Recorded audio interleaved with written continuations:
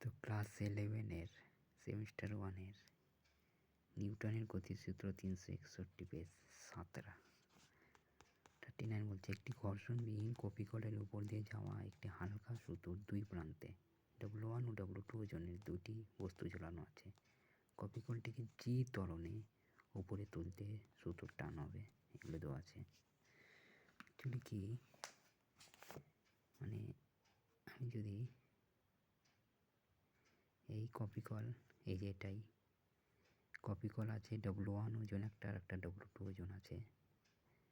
ওজন মানে M2G আর M1G হবে।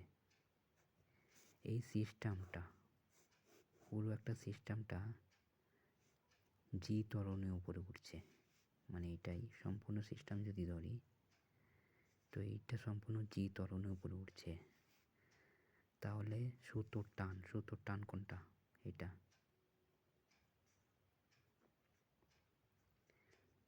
সুতোর টান চেয়েছে না কি চেয়েছে? হ্যাঁ, কত হবে?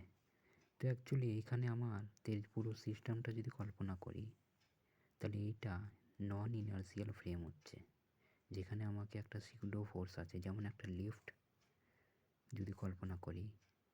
তো এই লিফটে ধরো আমরা এখানে আছি, লিফটটা যদি উপরে ওঠে তখন আমরা নিজেকে ভারী বস্তু মানে ভারী মনে হয় যখন উপরে উঠি লিফট, কারণ এখানে একটা সিউডো ফোর্স কাজ করে। এখানে একটা অ্যাক্সেলারেশন আছে আর সিউডো ফোর্স তার বিপরীত থেকে ক্রিয়া করে। এটা উপরে উঠছে সিউডো ফোর্স মানে এম এ হয়ে যাবে, তো এখানে এম জি মানে ব্যাপারটাই জি ত্বরণ। এখানে এই বস্তুটা, যেই বস্তুটা আছে অ্যাকচুয়ালি জি তো এক্সপিরিয়েন্স করবেই, বস্তুটা নিজের ওজনটা এক্সপিরিয়েন্স করছে, তার সঙ্গে ত্বরণ উপরে যাচ্ছে, যেহেতু এই সিউডো ফোর্সটা বিপরীত দিকে যায়, এটা এই দিকে গেলে এই বস্তু দুটো ওজন বেশি ফিল করবে, মানে এই যদি জি করে 2G ফিল করবে। মানে লিফটের ব্যাপারগুলোই আমরা বুঝি, যখন লিফট উপরে ওঠে তখন আমাদের সিউডো ফোর্স মনে হয়, কারণ অ্যাক্সেলারেশন হয় যখন ওইটা, মানে আমাদের নিজেকে ভারী লাগে যখন লিফটে উপরে উঠি। তো এটা একটা ডেরিভেশন হয় অ্যাটউড মেশিন যেটাকে বলা হয়, আমরা বলি অ্যাটউড মেশিন। এর সূত্র আছে, ডিরাইভ আছে, ডিরাইভ করতে গেলে অনেক টাইম লাগবে। তো সূত্র টান মানে অ্যাটউড মেশিন দুটো, মানে একটা কপিকল দুটো ওজন এইভাবে ঝোলানো আছে সম্পূর্ণটাই। তাহলে আমরা এইভাবে লিখতে পারি 2M1 M2 G M1 plus M2। তো এই জায়গাটায় জিটা 2G হয়ে গেছে, তাহলে 2M1 M2 মানে 2G, জি জায়গায় 2G লিখলাম, যেমন আছে এমন 1 প্লাস M2।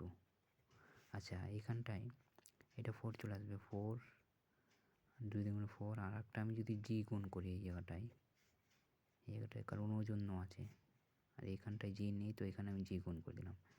তাহলে 2 দুগুণে 4 M1G মানে W1 হয়ে গেল, আর M2G এই টুটা W2, আর M1G আর M2G, M1G মানে W1 প্লাস W2।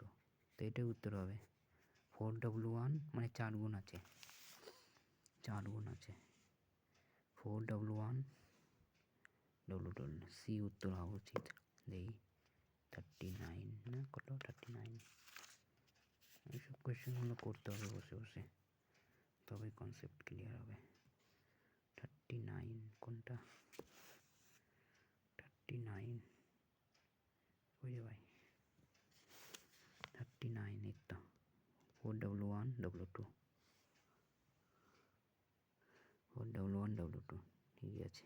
চলো, কনসেপ্ট একটু ক্লিয়ার হচ্ছে।